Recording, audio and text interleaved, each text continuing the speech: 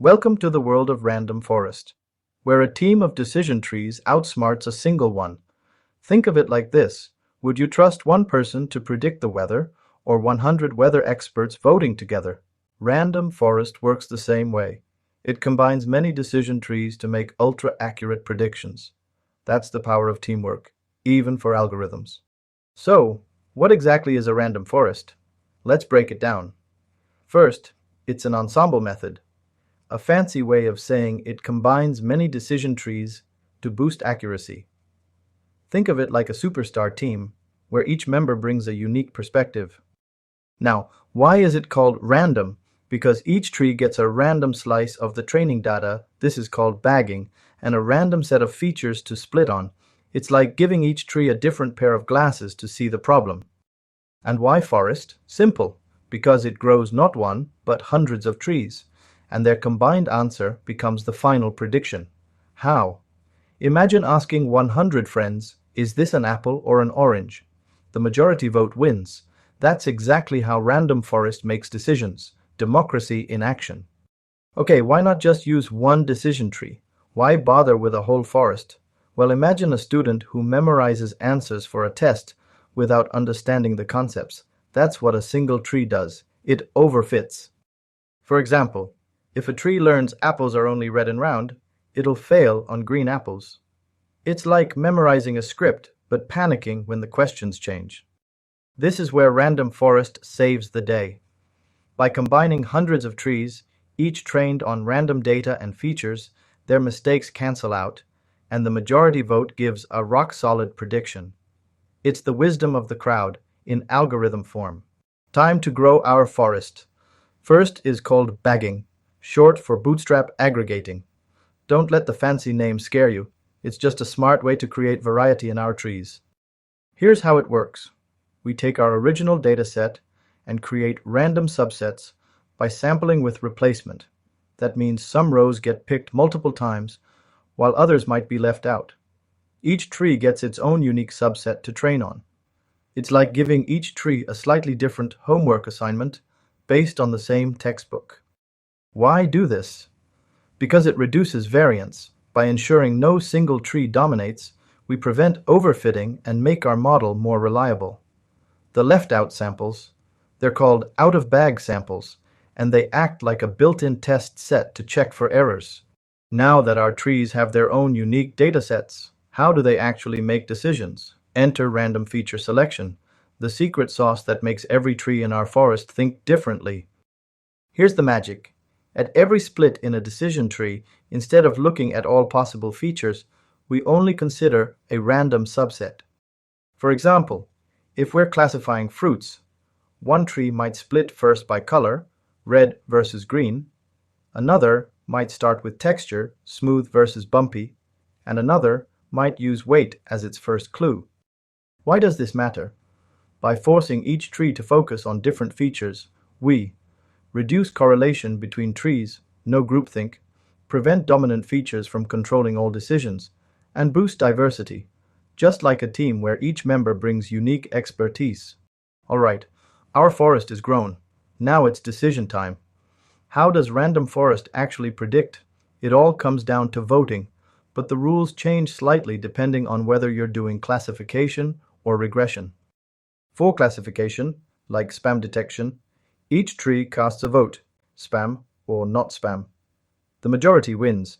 If 80 trees say spam and 20 say not spam, your email gets flagged. For regression, like predicting house prices, every tree makes a guess. Tree 1 says 200K, tree 2 says 180K. The forest averages them out. 190K final prediction. Think of it like this. Classification is a democratic election, while regression is a focus group consensus. Either way, the crowd's wisdom beats a single guess. Not all votes are created equal. Random forest has two voting modes. Let's break them down with a workplace analogy. Hard voting is like a novice committee of interns deciding on a project. Each model gets one unweighted vote, and the majority wins, even if some models are totally guessing. It's fast, but ignores confidence levels. Soft voting, though, that's your expert panel of senior engineers. Here, models share their probability scores. I'm 90% sure this is spam. Predictions are weighted by confidence, so trustworthy models sway the result more. It's like letting the seasoned pro's opinion count double. So, why is random forest a rockstar algorithm? Let's break down its superpowers. First, robustness. Random forest laughs in the face of messy data. Noise, outliers, missing values, no problem. Because it averages many trees, a few bad apples don't spoil the bunch. Next, feature importance. Ever wish your model could explain itself? Random forest can. It ranks features by their impact, like saying, color matters 45%, size 30%, giving you insights for free. And here's the best part, low maintenance.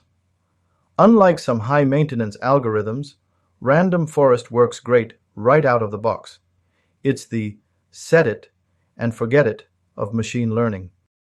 Time to fine-tune our forest. Just like adjusting the settings on a musical instrument, tweaking these hyperparameters can make your random forest sing. Let's break down the key ones.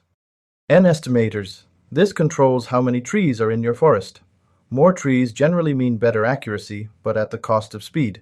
Start with 100 and adjust as needed. Max depth. Think of this as setting a height limit for your trees. Too deep and they overfit. Memorize noise.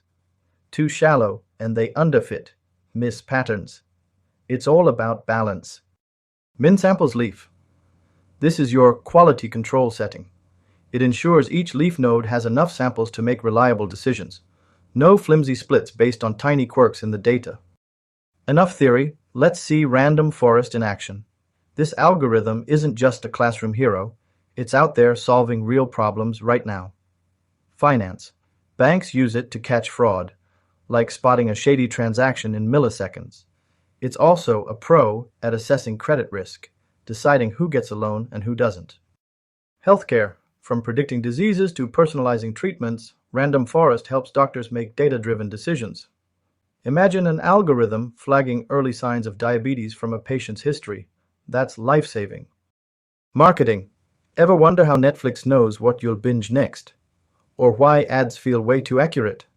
Random forest predicts customer churn, who's about to cancel, and even analyzes social media sentiment, so companies can tweak their strategies on the fly.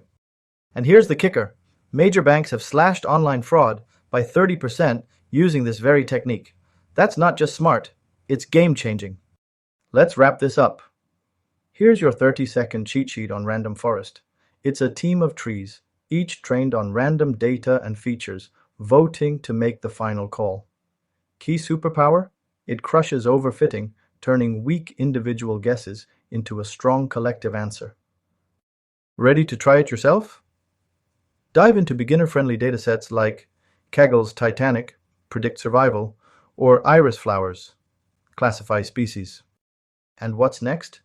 Meet XGBoost, random forest's brainy cousin.